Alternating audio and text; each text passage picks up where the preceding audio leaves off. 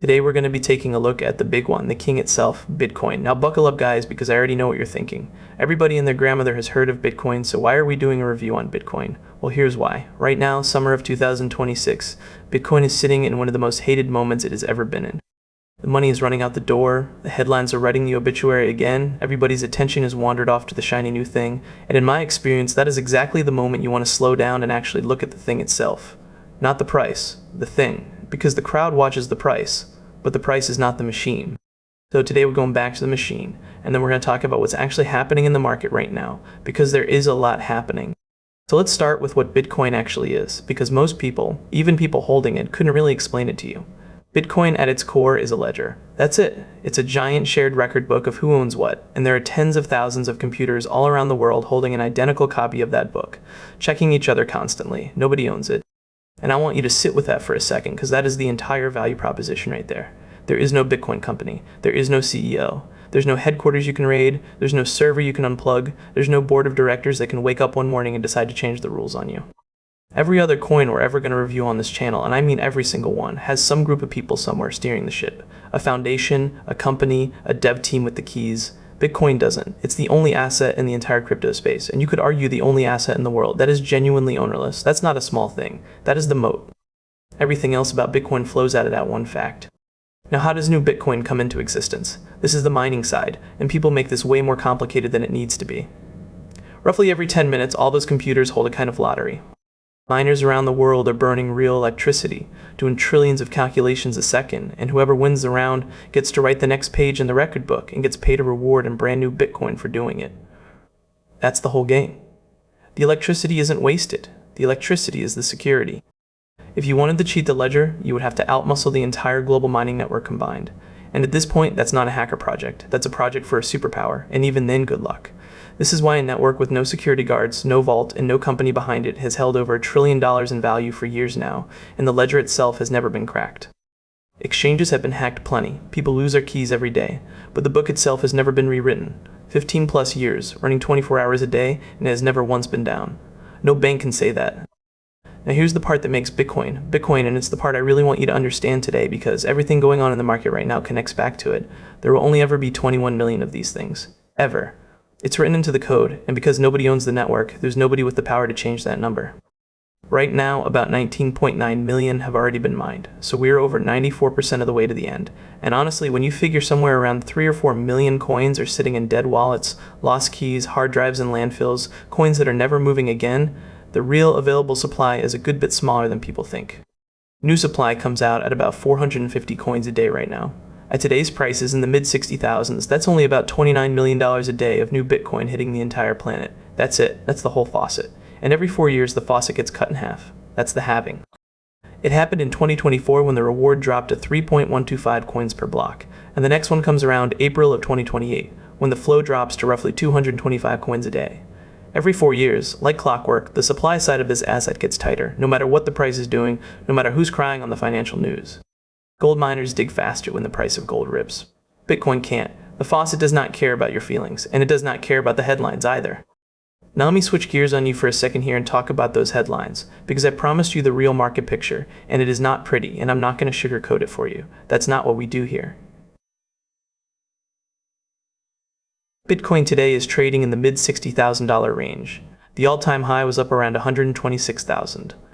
Earlier this summer, we printed roughly a 21-month low down near 60,000, so from the top, the king has been cut nearly in half. And the story of this bear phase has really been the ETFs. Quick background if you're newer. In January of 2024, the spot Bitcoin ETFs launched in the United States. And for the first time ever, regular brokerage money, retirement money, institutional money could buy Bitcoin exposure like a stock. And for 2 years, that was a fire hose of demand, record inflows, and it carried the price to those all-time highs. Well, here in 2026, that fire hose is running in reverse. First half of this year, about $5.4 billion walked out of those ETFs, the worst half year since they launched. June alone was around $4.5 billion out the door, the worst single month on record. There was a stretch from mid-May into early July, 8 straight weeks of outflows, more than $8 billion in redemptions, and even BlackRock's Big Fund was leading some of those outflow days. Citi cut their 12-month inflow forecast to 0. On top of that, one of the most famous corporate holders out there, Strategy, the company that spent years telling everybody they would never sell, actually sold some coin in June, and that spooked people. And where's the money going? A lot of it is chasing the AI trade. That's where all the institutional attention is this year, and some of the corporate treasury crowd has been rotating toward Ethereum. So the picture is this. The big money that showed up in 24 and 25 is walking out, sentiment is in the gutter, and Bitcoin is now officially trading like a risk asset, breathing the same air as the stock market. When yields go up and money gets tight, Bitcoin gets sold with everything else. The one bit of green on the screen, the Fed just held rates steady this week, and Bitcoin actually bounced on the news, which tells you exactly what this market is waiting for, and I'll come back to that. So that's the bad news, and it's real. Now let me tell you what I actually see when I look at this, and this is where being around for a few of these cycles helps. I have watched Bitcoin die in the newspapers more times than I can count. It died in 2014. It died in 2018. That time it fell over 80%.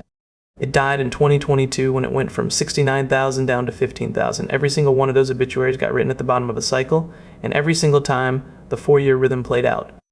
The halving cuts the supply. Nobody cares for a while. And then demand comes back to an asset that has half the new supply it used to have, and the price does what Matt says it has to do. Now the honest question this time, and it's a fair one, is whether the ETFs broke that cycle. The skeptics say the 4-year pattern is dead because the big money changed the game. Maybe. But here's what I'd point out. The ETF door swings both ways. The same pipes that let $5 billion walk out this year are the same pipes that let tens of billions walk in when the mood flips. The pipes are the permanent thing. The flows are just weather. And while everybody's staring at the weather, the machine hasn't missed a beat. Blocks keep coming every 10 minutes, the faucet keeps dripping its 450 coins a day, and April of 2028 is getting closer, when that gets cut in half again. Governments haven't walked away either. The United States literally stood up a strategic Bitcoin reserve in 2025, and other countries have been kicking the same idea around. None of that has been repealed because the price went down. What has to happen for the turn? In my opinion, 3 things, and you can watch all of them yourself. Rate cuts, because this market clearly trades on liquidity now, and you saw the bounce this week, the second the Fed even held still. ETF flows flipping back to green. That's public data. You can check it every single day. And the calendar doing what the calendar does as we grind toward that next halving. You put those together, and today's mid-60,000 Bitcoin, at about a $1.3 trillion market cap against gold sitting north of 20 trillion, starts looking less like a funeral and a lot more like the part of the cycle where the impatient hand the coins to the patient. And I'll tell you the same thing I always tell you. By the time the good news is obvious, the move will have already happened. You never hear about it until it's already been enabled. That's how this works every single time. Now let me be straight with you on the risks. Because this channel is education, not financial advice, and Bitcoin is not a magic lottery ticket. It can absolutely go lower first. Nobody rings a bell at the bottom, not me, not anybody. It pays you no yield while you wait. It swings 40-50% in a heartbeat, and like I said, it now trades glued to global liquidity, so if the stock market catches a cold, Bitcoin's gonna sneeze right along with it. This is a volatile, emotional market, and you should never put in money you can't afford to watch. Get cut in half on the way to wherever it's going. Do your own homework on this one. Everything I just gave you is the starting point, not the finish line. And look, if you're the type who doesn't just want to sit on your hands through these swings, if you're actually trying to trade this chop instead of white-knuckling it, that is exactly what TradeSniper was built for. That's our tool for timing entries and exits on setups just like the ones we talked about today. Link is down in the description. Go take a look at it. So that's Bitcoin in the summer of 2026. The most hated rally machine ever built, sitting at half price while the smart money argues with itself. Now I want to hear from the community on this one, because I know you guys have opinions. Is the 4-year cycle still alive, or did the ETFs kill it? Where does this bottom, and are you buying down here, or are you waiting? Leave a message in the comments and tell me what you think. I'm genuinely curious where this community lands, and I read them. And while you're down there, do yourself a favor and come join us at the unfairadvantage.chat. That's our private community. That's where I'm at every day, talking these markets in real time with the group, going deeper than I ever can in a video, and honestly, the conversation in there is worth more than the videos. Come hang out with us. And if you got value out of this one, hit that like button and subscribe to the channel, because we are going straight down the list of the top 250 coins, one review at a time, twice a week, and you do not want to miss what's coming next. And check out the link in the description box for more information. This is Red Bear signing off.